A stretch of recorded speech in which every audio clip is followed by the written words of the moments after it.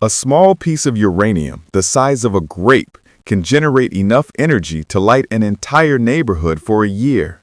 But how is it possible that something so small has so much power? To find out, let's go to the factories in charge of the production and processing of the most dangerous metal in the world and learn about the process.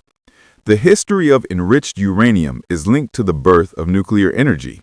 In 1896, the French physicist Henri Becquerel discovered radioactivity when he noticed that uranium emitted rays spontaneously, a finding that inspired Marie and Pierre Curie to identify elements such as radium and polonium. In 1932, James Chadwick discovered the neutron, an essential particle for nuclear fission. In 1938, Otto Hahn and Fritz Strassmann, with contributions from Lise Meitner and Otto Frisch, demonstrated that a uranium atom could split when struck by neutrons, releasing a huge amount of energy. Enriched uranium, key to controlled fission, emerged as a technical challenge. Natural uranium contains 99.3% uranium-238, which does not fission easily, and 0.7% uranium-235, ideal for fission. Increasing the proportion of uranium-235, a process called enrichment, was essential for reactors and nuclear weapons. During the Manhattan Project in World War II, scientists developed pioneering methods. Gaseous diffusion used porous membranes to separate uranium hexafluoride, while electromagnetic separation diverted isotopes with magnetic fields. Both were slow and consumed enormous amounts of energy. In the 1950s, gas centrifuges revolutionized enrichment. These machines, spinning at extremely high speeds, separate isotopes by weight, being more efficient and compact. Their development was so critical that the designs were considered state secrets. In 1951, the experimental Breeders Reactor 1 in Idaho used enriched uranium to generate electricity, lighting 4 light bulbs.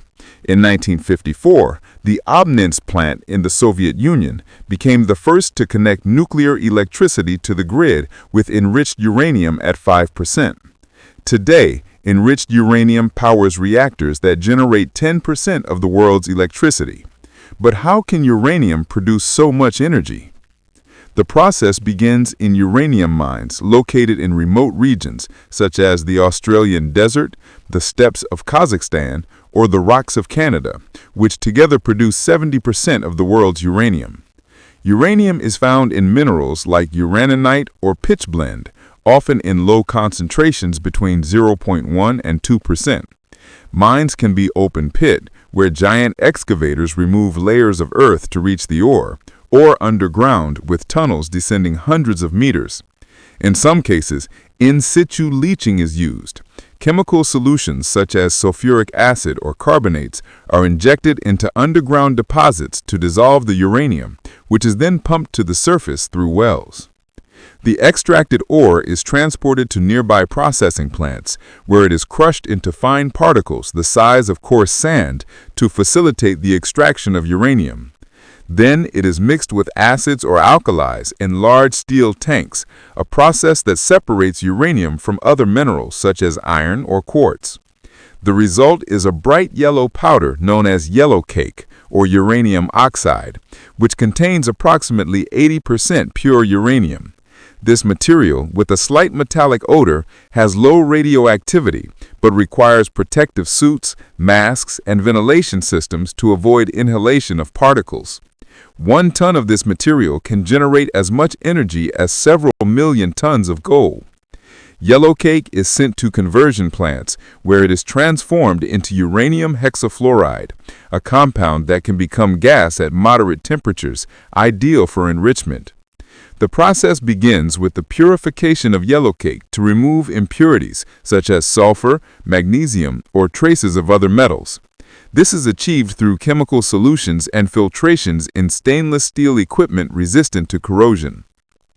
The purified uranium is mixed with hydrofluoric acid and heated in sealed reactors to form uranium hexafluoride, a volatile compound that changes from solid to gas at about 56 degrees Celsius.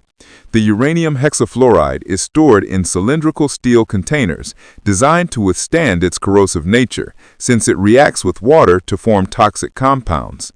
Conversion plants operate under strict safety standards with advanced ventilation systems and sensors that detect leaks.